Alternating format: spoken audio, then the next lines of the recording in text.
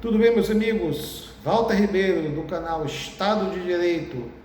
E hoje, dando prosseguimento ao nosso bate-papo sobre a Constituição Federal de 88, falaremos do artigo 4º. A República Federativa do Brasil rege-se nas suas relações internacionais pelos seguintes princípios. E eu preciso falar a vocês que princípios são regras balizadoras, ou seja, é o norte que a política externa do Estado brasileiro tem que seguir, a legislação brasileira infraconstitucional tem que seguir, inclusive decisões judiciais dos nossos pretórios tribunais também tem que se balizar, tem que se limitar, né? Muito importante. Inciso 1º, independência nacional. Então, o próprio inciso já diz, né? O Brasil é um país independente. E claro, ser independente é soberano. Já falamos sobre soberania. Inciso 2º, prevalência dos direitos humanos. O Brasil é um país que preza pela valorização dos direitos humanos, inclusive é signatário de diversos tratados, tipo a Convenção do Pacto da Costa Rica, não é? Tratados junto à ONU e várias outras entidades internacionais. E, de alguma forma, direta ou indiretamente, o país, em sua política externa, tenta promover também o desenvolvimento dos direitos humanos, tanto na América Latina quanto em outros países, né? Inciso 3º, autodeterminação dos povos. O Brasil respeita as decisões dos países independentes soberanos. Ou seja, o que a Bolívia decide, vamos respeitar. O que o Chile decide, a gente respeita. O que Moçambique decide, a gente vai respeitar. O que o Canadá decidir, a gente vai respeitar. Claro, cada país, né, dentro do seu território, né, tem a liberdade de tomar suas decisões, né? A não intervenção está intimamente ligado ao inciso 3º também.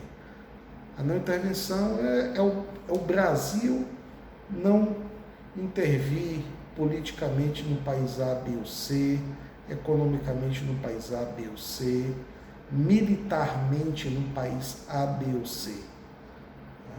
Isso é importantíssimo. Igualdade entre os estados. Como o nome diz, é um tratamento respeitoso, com regras iguais para todos, sem diferença de um e outro. Tá? Da mesma forma que o Brasil trata a Argentina, a gente trata o Uruguai e o Paraguai. Né? Então a gente está está dentro desse escopo, desse princípio do artigo 4º, no Mercosul e também fora do Mercosul, no relacionamento com outros países. Defesa da paz. A defesa da paz, ela está intimamente ligada aí ao inciso 4º e 3º, que é a não intervenção e a prevalência da autodeterminação dos povos. Porque ao respeitar decisões dos países soberanos e não intervir, a gente, mesmo sem fazer nada, a gente ajuda na manutenção da paz, especialmente aqui na nossa América Latina, que infelizmente ainda tem algumas situações difíceis, né? inclusive de guerrilhas e tal. Então a gente, na medida do possível, mesmo, né, mesmo na inércia internacional, da política internacional, a gente ajuda na manutenção da paz. Porque imagine se o Brasil, não é, intervisse aí na questão das guerrilhas, tá, que atuam lá na Colômbia, que atuam na Venezuela e em outros países. A gente ia desestabilizar. Então, mesmo sem fazer nada, o Brasil ajuda na manutenção da paz. Solução pacífica dos conflitos. O nosso país tem tradição disso aí, tá? Pode-se dizer que temos um dos melhores corpos diplomáticos do mundo. O nosso Itamaraty tem respeito e tradição internacional, e o patrono do Itamaraty, que é o Barão do Rio Branco, em sua época, né, teve diversas conquistas, né, e resolveu vários conflitos que poderiam ter se transformados em guerras, mas foram evitadas, inclusive com tratados de fronteira, e graças a ele, inclusive, nós ampliamos o território brasileiro e trouxemos o Acre também, né? Então, temos essa tradição e é muito respeitado. Inciso 8º, repúdio ao terrorismo e ao racismo. E quem não repudia, pelo amor de Deus? Né? Quem não repudia o terrorismo? Infelizmente, nos anos 60 e 70, vivemos esse flagelo, não é, de termos grupos terroristas no Brasil, como alguns países hoje no mundo, infelizmente, ainda vivem essa realidade de sofrerem atentados. Então isso é terrível, tá? O Brasil repudia, o Ocidente como um todo repudia, né? É importante. Isso né? E graças a Deus não temos, pelo menos esperamos não ter mais essa coisa de terrorismo. O racismo ainda, infelizmente, tem uma coisa ou outra ali, um fato esporádico aqui ali, mas com fé em Deus, um dia a gente vai se ver livre do racismo também. E inciso 9, cooperação entre os povos para o progresso da humanidade. Isso é um princípio bacana, mas que ainda não vejo uma possibilidade atual da concretização desse princípio. O princípio é legal, né? Mas ainda é meio utópico, infelizmente. Inciso 10, concessão de asilo político. Isso é fundamental em todas as democracias, né? O suporte para aqueles líderes de países que eventualmente sofreram perseguição e estão vivendo uma certa instabilidade. Então, o asilo político, ele amanhã depois, ele pode proporcionar que aquele país volte a ter a sua estabilidade com o retorno daquele indivíduo, né, à sua sociedade. Então, aqui, em nossa Constituição, nós temos esse princípio e temos as nossas regras de asilo político, que nada mais é do que uma forma de santuário para aquelas pessoas que estão vivendo uma perseguição. E o parágrafo único é fantástico também. A República Federativa do Brasil buscará a integração econômica, política, social e cultural dos povos da América Latina, visando a formação de uma comunidade latino-americana de nações. Vou começar do último para o início. Os povos, né, os cidadãos dos países da América Latina em geral, são pessoas de bom trato.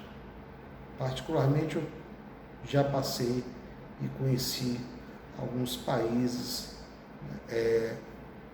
do nosso Cone Sul, e são pessoas que adoram o Brasil, tratam as pessoas muito bem, são pessoas simples, né? Mas com culturas, às vezes até similares a nós, com nomes diferentes, né? Você tem lá no Peru mesmo, no dia 24 de junho, você tem o festival Inti Ramayana, que nada mais que parece inclusive um pouco com o nosso São João. Claro, parece assim, por conta da festa, não do significado, né? Mas tem muita coisa parecida, similar, até as frutas são parecidas. Então, assim, o povo é maravilhoso. Eu não vejo dificuldade na integração cultural do Brasil com os outros cidadãos da América Latina. Agora, quando fala em integração econômica, é complicado. A Argentina está com 124% de inflação. Tem outros países aí da América Latina que a economia também está em frangalhos. Tá? Então é complicado. E a integração política, a política é outra coisa. Tem países que não se dão com, tipo, a Bolívia não se dá com o Chile porque já entrou em guerra algumas vezes. O Peru também. Então, essa integração fica um pouco complicada, tem que passar por uma certa coisa. E a social, eu vejo possibilidade. Claro que a social vai depender do desenvolvimento econômico. E o desenvolvimento econômico, hoje, eu não vejo um país capaz de organizar, de impor uma política fiscal, econômica, para todos os demais, com regra, com metas, do que o Brasil. E aí tem que se vencer, né, a barreira da política dos outros estados que são soberanos, que têm a sua autodeterminação. Então, é um pouco complicado, mas a ideia é excelente. Eu entendo que a América Latina como um todo tinha que caminhar juntas e em bloco, né? Como nós temos a União Europeia, né, a gente poderia ter algo parecido. Só que para isso tem que melhorar a economia desses países todos, organizar, né? Porque quando você tem uma economia que funcione, né, desenvolvida, você diminui a pobreza, aí já está diretamente ligada à questão social. Então, mas a ideia é excelente. Então, meus amigos, esses são os meus comentários, as minhas impressões do artigo 4º. Quem gostou, por favor, comente. Quem não gostou, comente também. Dê um like, compartilhe e até a próxima. Forte abraço.